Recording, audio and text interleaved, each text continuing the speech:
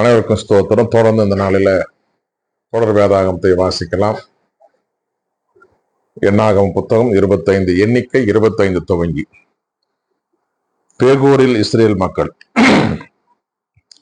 Israel சித்திமில் தங்கியிருந்த பொழுது மக்கள் மோவாபின் புதல்வியரோடு முறைகேடாக நடக்கத் தொடங்கினர். அவர்கள் தங்கள் தெய்வங்களின் பலிகளில் பங்கேற்க மக்களை அழைத்தனர். மக்கள் உண்டு அவர்கள் தெய்வங்களை பணிந்து வணங்கினர். இங்கனம் இஸ்ரேல் பாகால் பேகோரை அடிபணிந்தது. எனவே ஆண்டவரின் சினம் இஸ்ரேலுக்கு எதிராக மூண்டது. ஆண்டவர் மோசையிடம் மக்களின் தலைவர்கள் அனைவரையும் கொண்டு வந்து பட்ட பகலில் ஆண்டவர் முன் தூக்கிலிடு, அதனால் ஆண்டவர் கடும் ஜினம் இஸ்ரேலை விட்டு நீங்கும் என்று கூறினார். மோசே இஸ்ரேலின் தலைவர்களிடம், உங்கள் ஒவ்வொருவரும் பாகால் பேகோரை அடிபணிந்த தம் ஆள்களை கொண்டு விடுங்கள் என்றார். மேலும் இஸ்ரேல் மக்கள் சந்திப்பு கூடார வாயிலில் அழுது கொண்டிருந்த பொழுது அவர்களில் ஒருவன் மீதியான பெண்ணொருத்தியை தன் வீட்டுக்கு கூட்டி கொண்டு வந்தான். இது மோசேயின் பார்வையிலும் இஸ்ரேல் மக்கள் கூட்டம் அனைவர் பார்வையிலும் நடந்தது. குரு ஆரோன் மகன் எலையாசாரின் புதல்வன் பினகாசு இதனை பார்த்ததும் அவன் மக்கள் கூட்டம் விட்டு எழுந்து தன் கையில் ஒரு ஈட்டை எடுத்து கொண்டான். அவன் அந்த இஸ்ரேல் மனிதனின் பின்னே உள்ளறைக்கு சென்று அந்த இஸ்ரேல் மனிதனையும் அந்த பெண்ணையும் சேர்த்து அவள் வயிறு வழியே ஊடுருவ குத்தினான். இதனால் இஸ்ரேல் மக்களிடையே கொள்ளை நோய் அகன்றது. எனினும் அக்கொள்ளை நோயால் இறந்தோர் 24,000 பேர். ஆண்டவர் மோசையிடம் கூறியது, குரு ஆரோன் மகன் எலையாசரின் புதல்வன் பினாகாசு இஸ்ரேல் மக்களிலிருந்து என் சினத்தை அகற்றிவிட்டான். நான் அவர்கள் மீது கொண்டிருந்த அன்பின் வெறி அவனும் காட்டிவிட்டான். ஆகவே என் பேரார்வத்தால் இஸ்ரேல் மக்களை நான் முற்றிலும் அழித்து விடவில்லை. எனவே நீ சொல்ல வேண்டியது இதோ, என் நல்லொரு உடன்படிக்கை அவனுக்கு கொடுக்கிறேன். அது அவனுக்கும் அவனுக்கு பின் அவன் வழித்தோன்றல்களுக்கும் நிலையான குருத்துவத்தின் உடன்படிக்கையாய் இருக்கும். அவன் தன் கடவுள் மீது பேரார்வம் கொண்டிருந்ததால் இஸ்ரேல் மக்களுக்காக கரை நீக்கம் செய்தான். மீதியானிய பெண்ணுடன் சேர்த்து கொல்லப்பட்ட இஸ்ரேலின் பெயர் சிம்ரி.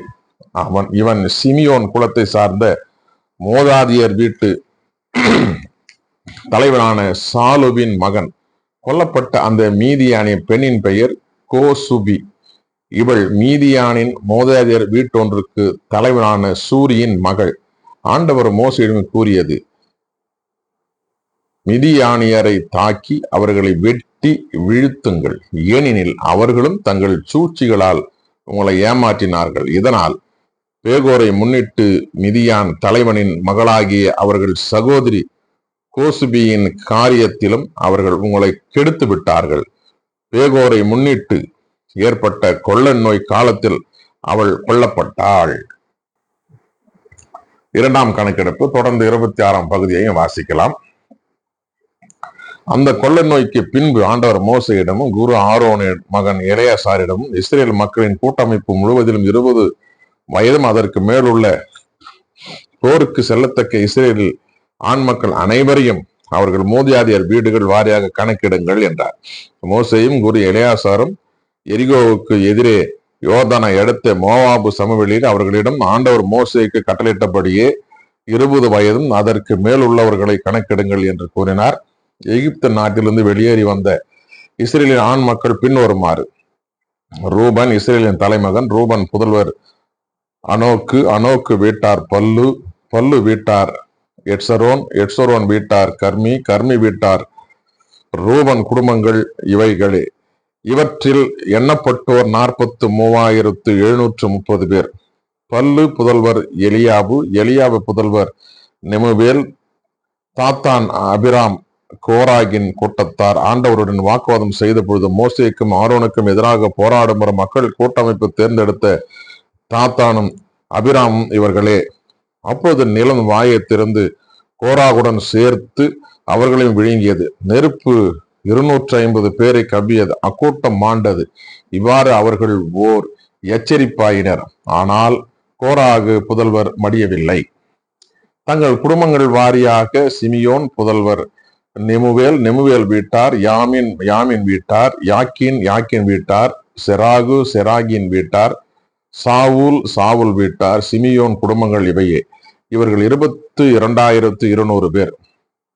தங்கள் குடும்பங்கள் வாரியாக காத்து புதல்வர் செப்போன் வீட்டார், அதி வீட்டார், சூனி வீட்டார், ஓசுனி வீட்டார், ஏரி வீட்டார், அரோது வீட்டார், அரேலி வீட்டார். அவர்கள் எண்ணிக்கைப்படி காத் புதல்வர் குடும்பங்கள் இவையே.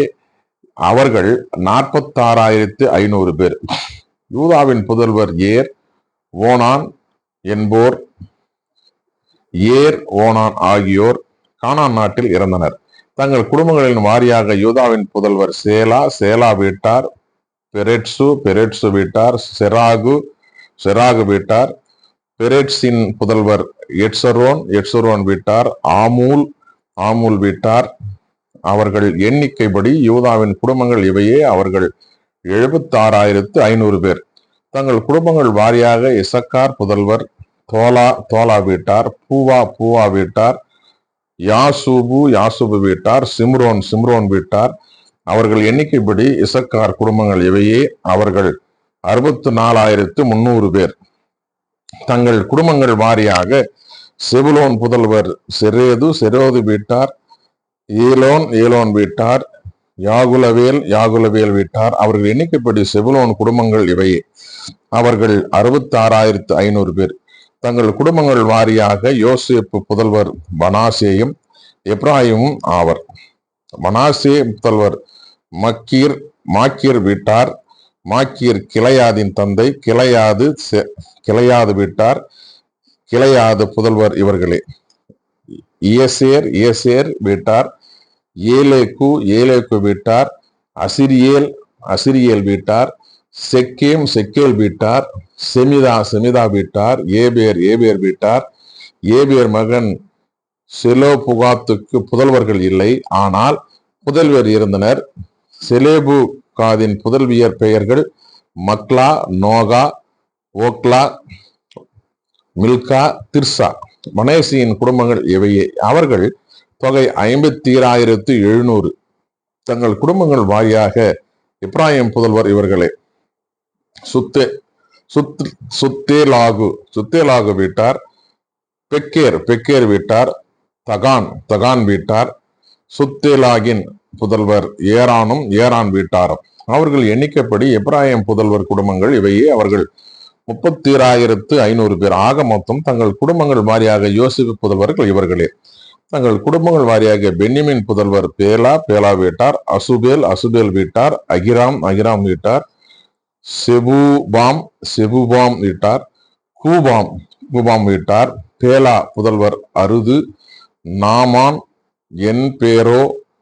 என்பேரோ அருது வீட்டார், நாமான் வீட்டார். தங்கள் குடும்பங்கள் வாரியாக பென்யமின் புதல்வர் இவர்களே. அவர்கள் தொகை 45,600. தங்கள் குடும்பங்கள் வாரியாக தான் புதல்வர் இவர்களே. சூகாம் வீட்டார். தங்கள் குடும்பம் வாரியாக இவைகளே தான் குடும்பங்கள். அவர்கள் எண்ணிக்கைப்படி சூகாம் குடும்பத்தினர் 64,400 பேர். தங்கள் குடும்பங்கள் வாரியாக ஆசேர் புதல்வர் இம்னா வீட்டார், இசுவி வீட்டார், பெரியா வீட்டார். பெரியா புதல்வர் எபேர் வீட்டார், மல்கியேல் வீட்டார். ஆசேர் புதல்வி பெயர் செராகு. அவர்கள் எண்ணிக்கைப்படி ஆசேர் புதல்வர் குடும்பங்கள் இவையே. அவர்கள் 53,400 பேர். தங்கள் குடும்பங்கள் வாரியாக நப்தலி புதல்வர் யாகுட்சேல் வீட்டார், கூனி வீட்டார், எட்சேர் வீட்டார், சில்லேம் வீட்டார். அவர்கள் எண்ணிக்கைப்படி நப்தலி குடும்பங்கள் இவையே. அவர்கள் தொகை 45,400. ஆக இஸ்ரேலின் ஆண் மக்கள் தொகை 6,01,730. ஆண்டவர் மோசேயிடம் கூறியது, பெயர்களின் எண்ணிக்கைக்கு தக்கவாறு தங்களுக்கும் இந்த நாடு உரிமை சொத்தாக பங்கிடப்படும். குலங்களுள் பெரியவற்றுக்கு கூட்டியும் சிறியவற்றுக்கு குறைத்தும் நீ அதனதன் உரிமை சொத்தை கொடுப்பாய். ஒவ்வொன்றுக்கும் அதன் தொகைக்கேற்ப உரிமை சொத்து வழங்கப்படும். ஆயினும் திருவுள சீட்டு முறையிலேயே நாடு பங்கிடப்படும். அவர்கள் தங்கள் மூதாதையர் குலப்பெயர்கள் வாரியாக உரிமை சொத்தை பெறுவர். பெரியவற்றுக்கும் சிறியவற்றுக்கும் இடையே திருவுள சீட்டு முறைப்படி அதனதன் உரிமை சொத்து பங்கிடப்படும். தங்கள் குடும்பங்கள் வாரியாக எண்ணப்பட்ட லேவியர் இவர்களே. கேர்சோன் வீட்டார், கேகாது வீட்டார், மெராரி வீட்டார், லேவி குடும்பங்கள் ஆவன. லிப்னி குடும்பம், எபிரோன் குடும்பம், மக்லி குடும்பம், மோசி குடும்பம், கோராகு குடும்பம், கேகாது அம்ராமின் தந்தை. அம்ராம் மனைவி பெயர் யோக்கபெத்து, இவள் லேவி மகள். லேவிக்கு எகிப்தில் பிறந்தவள். அம்ராமுக்கு இவள் ஆரோன், மோசே இவர்களின் சகோதரி மிரியாம் ஆகியோரை பெற்றெடுத்தார். ஆரோனுக்கு பிறந்தவர்கள் நாதாபு, அபிகு, எலேயாசார், இத்மார் ஆகியோர். ஆனால் நாதாபும் அபிகுவும் ஆண்டவர் முன் வேற்று நெருப்பை கொண்டு வந்தபோது கொல்லப்பட்டனர். லேவியருள் 1 மாதம் அதற்கு மேலும் வயதுடைய ஆண் மக்கள் எண்ணப்பட்டு 23,000 பேர். இஸ்ரேல் மக்களிடையே அவர்கள் பதிவு செய்யப்படவில்லை. ஏனெனில் இஸ்ரேல் மக்களிடையே அவர்களுக்கு எந்த உரிமை சொத்தும் தரப்படவில்லை. மோசேயாலும் குரு எலேயாசாரும் எண்ணப்பட்டோர் இவர்களே. அவர்கள் இஸ்ரேல் மக்களை எரிகோவுக்கு எதிரே யோர்தானை அடுத்த மோவாபிய சமவெளியில் எண்ணினார்கள். ஆனால் சீனாய் பாலை நிலத்தில் எண்ணப்பட்டிருந்த இஸ்ரேல் மக்கள், அதாவது மோசேயாலும் குரு ஆரோனாலும் எண்ணப்பட்டோருள் எவரும் இவர்களிடையே இல்லை. ஏனெனில் அவர்கள் பாலை நிலத்தில் மடிந்து விடுவர் என்று ஆண்டவர் சொல்லியிருந்தார். எபுன்னே புதல்வன் காலேபையும் நூன் புதல்வன் யோசுவாவையும் அவர்கள் ஒருவனும் மீந்திருக்கவில்லை. தொடர்ந்து 27 வாசிக்கலாம். செலோபுகாதின் புதல்வியர். யோசேப்பு புதல்வரான மனேசே குடும்பங்களை சார்ந்தவர் செபுலோபுகாத்து. இவர் மனேசேயின் மைந்தர். மாக்கிரின் புதல்வர் கிளியாவிற்கு பிறந்த ஏபரின் மகன். இவருக்கு மக்லா, நோகா, உக்லா, மில்கா, திர்சா என்ற புதில் இருந்தனர். அவர்கள் வந்து மோசே, குரு, எலியாசா தலைவர்கள், மக்கள் கூட்டமைப்பினர் அனைவர் முன்னிலையில் சந்திப்பு கூடார வாயில் அருகில் நின்று கூறியது: எங்கள் தந்தை பாலை நிலத்தில் இறந்து போனார். கோராகை சார்ந்தவர்கள் ஆண்டவருக்கு எதிராக கூடிய கூட்டத்தில் அவர் இல்லை. அவர் தம் பாவத்துக்காகவே இறந்தார். அவருக்கு புதல்வர்கள் இல்லை. இப்பொழுதும் தமக்கு புதல்வர் இல்லாத காரணத்துக்காக எங்கள் தந்தையின் பெயர் குடும்பத்திலிருந்து ஏன் நீக்கப்பட வேண்டும்? எங்கள் தந்தையின் சகோதரர்களிடையே எங்களுக்கு பங்கு தாருங்கள். மோசே அவர்கள் வழக்கை ஆண்டவரிடம் கொண்டு வந்தார். ஆண்டவர் மோசையிடம் கூறியது: செலோபுகாதின் புதல்வர் கேட்பது சரியே. அவர்கள் தந்தையின் சகோதரரிடையே அவர்களுக்கு உரிமை சொத்தில் பங்கு கொடுத்து அவர்கள் தந்தையின் உரிமை சொத்து அவர்களுக்கும் கிடைக்க செய். நீ இஸ்ரேல் மக்களிடம் கூறு: மகன் இல்லாமலே ஒருவன் இறந்து விட்டால் அவன் உரிமை சொத்து அவன் மகளுக்கு சேர வேண்டும். அவனுக்கு மகளும் இல்லை எனில் அவன் உரிமை சொத்து அவன் சகோதரருக்கு கொடுக்க வேண்டும். அவனுக்கும் சகோதரரும் இல்லை எனில் அவன் உரிமை சொத்தை அவன் தந்தையின் சகோதரர் கொடுக்க வேண்டும். அவன் தந்தைக்கும் சகோதரர் இல்லை எனில் அவர் உரிமை சொத்தை அவன் குடும்பத்தில் அவனுக்கு அடுத்த ஒருவனுக்கு கொடுக்க வேண்டும். அவன் அதை உடைமையாக்கி கொள்வான். ஆண்டவர் மோசே கட்டளையிட்டபடி இது இஸ்ரேல் மக்களுக்கு நியமமாகவும் விதிமுறையாகவும் விளங்கும். மோசேக்கு பதிலாக யோசுவா தேர்ந்தெடுக்கப்படல். மேலும் ஆண்டவர் மோசேயிடம் கூறியது: இந்த அபாரிம் மலை மேல் ஏறி சென்று நான்